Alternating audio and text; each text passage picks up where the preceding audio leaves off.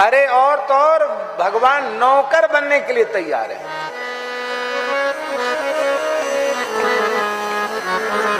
भक्त त्रिलोचन जी का चरित्र आता है। संत ज्ञानेश्वर के शिष्य थे भक्त त्रिलोचन जी, वैश्य थे, महाजन। वैश्यों में महाजन, अटक वाले भी आते हैं, महाजन होते हैं ना। महाजन जैसे अलग अलग उपाधियां होते हैं, ऐसे महाजन भी होते हैं। वो महाजन थे, महाजनी का धंधा उनके यहां होता था। बड़े साधु सेवी थे, उनके कोई संतान नहीं थी। भगवान की कृपा से धन की कोई कमी नहीं थी, धंधा अच्छा था, महाजनी का काम बढ़िया था। ठाकुर सेवा और संत सेवा में ही उनका समय बीतता था और भगवान की भक्ति थी, इसलिए उनके मन में अभाव का भी अनुभव नहीं था। ओ बेटा बेटी क्या करना, नहीं हुआ तो नहीं हुआ। लेकिन एक बात की चिंता उनके मन में रहने लगी, त्रिलोचन जी के मन में। उनके मन में एक बात की चिंता रहने लग गई कि अब हम हो गए हैं बूढ़े और ठाकुर सेवा और संत सेवा नौकर चाकरोों के द्वारा संभव नहीं, तो अपने हाथ के करने की चीज है। तो अब तक तो हम अपनी पत्नी के सहित साधु सेवा में खड़े रहते थे, अब हमारा शरीर ही बूढ़ा हो गया है। अब ये संत भगवान घर में आते तो हैं, पर वो स्वयं ही सब सेवा में लग जाते हैं, तो ये उनको सहन नहीं होता था। और मन में सोचते थे कि हे प्रभु, कोई ऐसा भक्त सेवक मिल जाता जो चाहता मुँह मांगा हम उसको दे देते, लेकिन वो साधुओं की सेवा संभाल लेता, क्योंकि मेरा शरीर तो बूढ़ा हो रहा है और मेरी घरवाली भी बेचारी वृद्ध हो रही है, भक्तानी भी वृद्ध हो रही है। तो श्री त्रिलोचन महाजन जी के मन में बड़ी चिंता थी। पंढरीनाथ भगवान, पंढरपुर के ठाकुर जी सहन नहीं कर पाए। ये सत्य घटना है, भक्तमाल में कथा है। तो ठाकुर जी आ गए, बोलो भक्तवत्सल भगवान की। ये तो नटवर नागर हैं, विचित्र वेशभूषा बना लेते हैं, फटी सी कामरी, फटे पुराने कपड़े, 15-16 साल की उम्र, केस घुंघराले, स्वरूप तो खूब सुंदर, पर ऐसे के महीनों से नहीं नहाया हो, शरीर पर धूल मिट्टी चढ़ी है, केस उलझ के जटा जैसे हो गए हैं, टूटी सी पानही है, टेढ़ी बेड़ी लकड़ी लिए हैं। और त्रिलोचन जी बैठ करके जब भी कर रहे थे रो भी रहे थे कि प्रभु साधु सेवा में कमी नहीं आनी चाहिए, संत सेवा के लिए कोई सेवक मिल जाता तो अच्छा था। तब तक ठाकुर जी आए। शेठ जी राम राम, जय जय राम कृष्ण हरि। नेत्र खोले, अरे बड़ा सुंदर बालक है, लगता है इसको नहाता धोता नहीं है, फटे पुराने कपड़े हैं, पैर में जूती भी फटी पुरानी सी जूती है।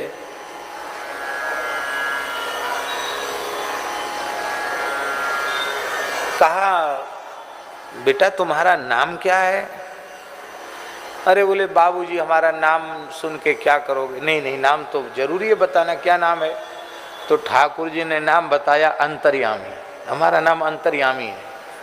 अरे वाह जी वाह, नाम तो बहुत बढ़िया है तुम्हारा अंतर्यामी, तो सबके अंतर की जानते हो गए। तो भगवान मुस्कुरा गए, कुछ बोले नहीं। पर अच्छा तुम कहाँ रहते हो? तो भगवान बोले कि अब हम कहाँ बता दें कि हम कहाँ रहते हैं, माने भगवान तो सब जगह रहते हैं, तो कैसे बतावें कहाँ रहते हैं? अग जग में प्रभु सब रहित विरागी, प्रेम ते प्रभु प्रगटई, जिमि आगी हरि व्यापक सर्वत्र समाना। भगवान बोले अब जहाँ हम हैं वहीं समझ लो हम हैं, बाकी हम क्या पता ठिकाना बताएं कि हम कहाँ रहते हैं। तो त्रिलोचन जी के मन में आया कि ये अनाथ बालक है, इसका घर द्वार बेचारे का नहीं है।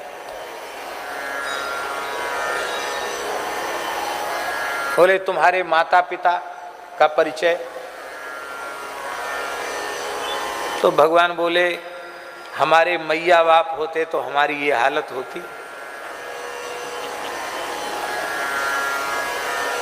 हाँ ये भी बात ठीक है, मैया बाप होते तो ये हालत नहीं होती। ये उत्तर भगवान ने इसलिए दिया कि सबके मैया बाप तो वो खुद ही हैं, उनका कौन मैया बाप होगा। ये तो लीला में भले ही किसी को पिताजी माताजी बना लें, वस्तुतः सबके पिता तो वही हैं, जगत पिता हैं। तो ऐसे क्यों भटक रहे हो? तो ठाकुर जी बोले कि लोग किस लिए भटकते हैं आप बताइए।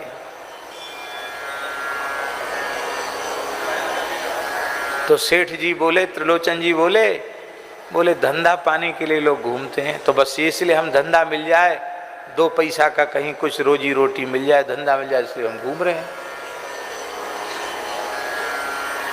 तो कुछ काम करना जानते हो? ऐसा ही होता है कि नौकर कोई आता है तो ऐसी बातचीत की, कुछ काम करना जानते हो? किस काम में तुम्हारी योग्यता है?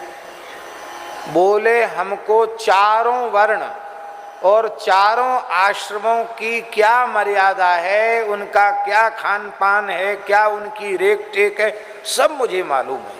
अच्छा, तो त्रिलोचन जी बड़े हंसे कि तुम्हारी उम्र तो 16-17 साल से ज्यादा समझ में नहीं आ रही है, इतना अनुभव तुमको कैसे हो गया? बोले आप विश्वास करो न करो, हम सब जानते हैं। तो साधु सेवा करना आता है? तो ठाकुर जी बोले साधु सेवा करते करते मेरा जन्म बीत गया। तो त्रिलोचन जी बड़े हंसे, बोले ये लड़का कुछ करे न करे, बोलता बहुत मीठा है, इसको रख लो अपने पास। हैं बताओ, तेरी उम्र तो देखने में लगता 16-17 साल की, भी रेख भी नहीं आई, मूछ भी नहीं आई, अब कहता जन्म बीत, उम्र ही कितनी हुई जो जन्म बीत गया। तो जब इतने योग्य हो फिर तुम्हें नौकरी कहीं क्यों नहीं मिली? कुछ न कुछ खोट तुम्हारे में जरूर है, जो इतने योग्य होने पर तुमको नौकरी नहीं मिली। बोले हाँ एक खोट है हमारे में, हम काम से पीछे हटते नहीं हैं, सब काम करते हैं हम, पर हमारे बारे में कोई शिकायत करने लग जाए तो वहां रहते नहीं हैं। क्या शिकायत? बोले हम बहुत खाते हैं, पेटू हैं, खाते ज्यादा हैं हम। तो त्रिलोचन जी हंसने लगे, बोले घर में अन्न धन की कमी नहीं है, कितना खाते होगे, बच्चे हो? तो भगवान बोले खाऊं 5-7 शेर, 5 शेर खा जाता हूं मैं, नहीं तो ठीक से खिलाओ तो 7 शेर तो कम से कम खा ही जाता हूं। आप लोग कहेंगे भगवान ने ऐसी बात क्यों कही? बहुत ध्यान से सुने, ये बात शास्त्र की बात है, लिखने योग्य और समझने योग्य बात है। घर में यदि आपने ठाकुर जी की प्राण प्रतिष्ठा की है तो प्राण प्रतिष्ठित विग्रह को 5 शेर से कम भोग नहीं लगाना चाहिए, कम से कम 5 शेर या 7 शेर भोग सामग्री सामने पधरानी चाहिए, अन्यथा भगवान का विग्रह पधराने में दोष लगता है। ये नहीं कि अब तो हमारे घर में 2 ही आदमी खाने वाले हैं, अब 2 रोटी वो खाते, 2 रोटी हम खाते हैं, 4 रोटी बना के भगवान को भोग लगा दो। तो भगवान ने कहा हम 5-7 शेर खाते हैं, मंदिरों में ये भोग लगाने की शास्त्रीय परंपरा है। तो भगवान बोले हम 5-7 शेर खाते हैं। तो त्रिलोचन जी बोले ऐसा है, 5 और 7 कितने होते हैं? कितने होते हैं? बोले आप 10 शेर 12 शेर खाओ, हमारी तरफ से कोई कमी नहीं, 20 शेर खाओ भले ही, पर साधु सेवा में कमी नहीं आनी चाहिए। भगवान ने सोचा बड़ा उदार भगत है, कंजूस तो बिल्कुल नहीं है, तो थोड़ा प्रश्न पत्र और कठोर कर दिया ठाकुर जी ने। ठाकुर जी बोले देखो ऐसा है, हम तो सबकी सेवा करेंगे, ठाकुर जी की भी आपके घर में सेवा करेंगे, संतों की भी सेवा करेंगे, आपकी भी सेवा करेंगे, लेकिन हमको रोटी बना के माता जी को खिलाना पड़ेगा। जो आपकी गृहिणी है ना भक्तानी, उनको हमारे लिए बनाकर खिलाना पड़ेगा। तो त्रिलोचन जी की गृहिणी तो बेचारी अब तक बनाती ही थी साधुओं के लिए रसोई। तो त्रिलोचन जी ने अपनी गृहिणी से कहा, ध्यान से सुने, त्रिलोचन जी ने अपनी गृहिणी से कहा कि सेवक तो एक मिल गया है, लेकिन इसने विचित्र शर्त रख दी है, ये सबको बना के खिलाएगा पर इसको तुम बना के खिलाओगी। माता जी बड़ी सरल थी, त्रिलोचन जी की पत्नी बहुत भक्त थी। अरे बोले कोई बात नहीं, लोग कहते तुम्हारे बेटा नहीं बेटा नहीं, इससे अच्छा बेटा कहाँ मिलेगा, इसी को बेटा मानकर खूब बना बना के खिलाऊंगी। त्रिलोचन जी बोले ये इसने पहले कह दिया खाऊं 5-7 शेर, 5-7 शेर खाता हूं। तो पत्नी थोड़ी सकुचाई तो सही, लेकिन फिर उनको नहीं नहीं कोई बात नहीं, इससे ज्यादा तो मैं रोज ही बनाती हूं, बना के खिला दूंगी, क्या है। भगवान ने कहा जिस दिन ये बात कह दोगी कि ये बड़ा पेटू है, बहुत खाता है, हम भाग जाएंगे। बोले हम क्यों कहेंगे ये बात। अब ठाकुर जी ने त्रिलोचन जी के यहाँ, महाराष्ट्र की घटना है, त्रिलोचन जी के यहाँ ठाकुर जी ने 13 महीना सेवा की नौकर बन के। कितने महीना?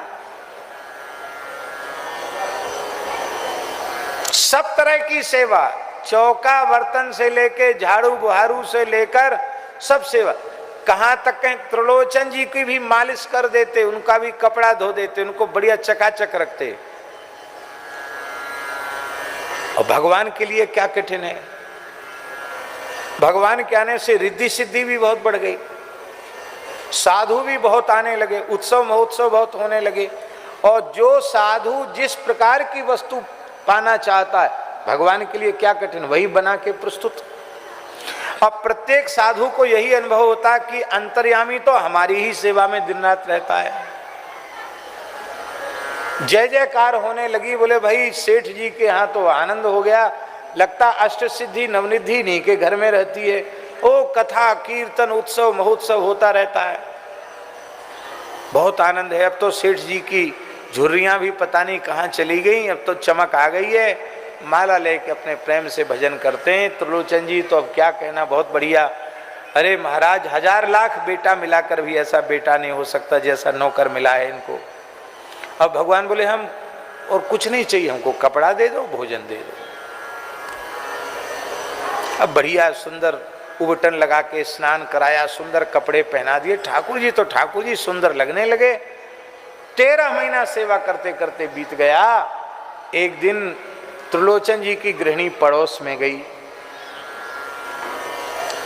तो माताओं में चर्चा होती ही है। उन्होंने कहा अरे बहन आपके यहाँ तो अंतर्यामी क्या आया है, भगवान ही आ गए महाराज, ऐसी रिद्धि सिद्धि घर में हो गई है, सब और नगर में सेठ जी की जय जयकार हो रही है। सेठ जी की तो रंगत ही बदल गई है, पर तुम तो जैसे पहले लट्टी दूबरी थी ऐसी ही है वो, तुम्हारे कोई फर्क नहीं है।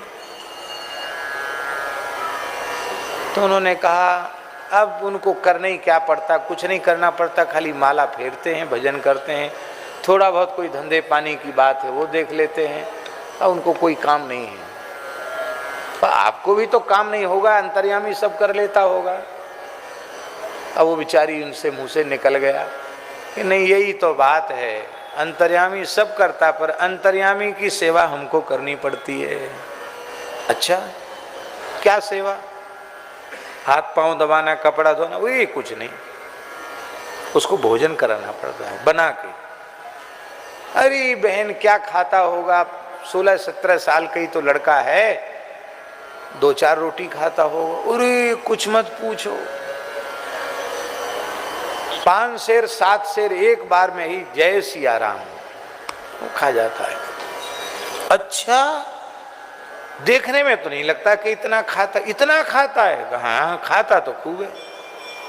अभी बेचारी उसके मुंह से निकल गई। ठाकुर जी अंतर्धान हो गए।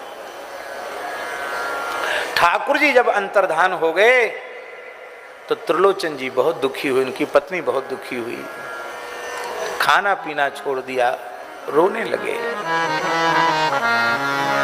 घर घर जाके पूछते मेरा अंतर्यामी कहाँ है। अंत में निश्चय किया प्राण ही त्याग देंगे तो साक्षात ठाकुर जी आ गए। बोले हम तो सदा से संतों की नौकरी करते हैं, हम आज भी तुम्हारे नौकर बनकर आने के लिए तैयार हैं। अब तो और रोने लगे त्रिलोचन जी। बोले जगन्नाथ जगतपति लक्ष्मीपति वैकुंठनाथ को, रुक्मिणी नाथ को मैंने अपने घर में नौकर बनाकर रखा, मेरे पैर दबाए आपने, मेरे बर्तन साफ किए, रसोई बनाई। प्रभु मैं बहुत अधम हूं। भगवान ने कहा, हृदय से लगाया, बोले हम तो बहुत प्रसन्न हैं तुम्हारे ऊपर। श्री भक्तमाल में नाभाजी ने त्रिलोचन जी को चंद्रमा कहा है, भक्त जगत का चंद्रमा, भक्त नक्षत्र के समान है।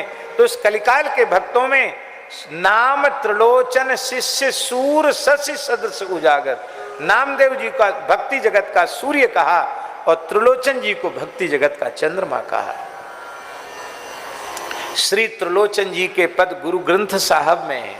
सिखों का पवित्र ग्रंथ जो गुरु ग्रंथ साहब है, उसमें भी श्री त्रिलोचन जी के पद सम्मिलित किए गए हैं, नामदेव जी के पद भी सम्मिलित किए गए हैं। माने आप ये विचार कीजिए कि उस काल के कितने बड़े संत हुए श्री त्रिलोचन जी महाराज। कोई हमारे जैसे विरक्त बाबा जी नहीं थे, वैश्य थे, गृहस्थ थे, परिवार में रहते थे, पर उनकी ख्याति कितनी हुई होगी कि सिखों के पवित्र ग्रंथ गुरु ग्रंथ साहब में भी त्रिलोचन जी की वाणी को आदर पूर्वक स्थान मिला।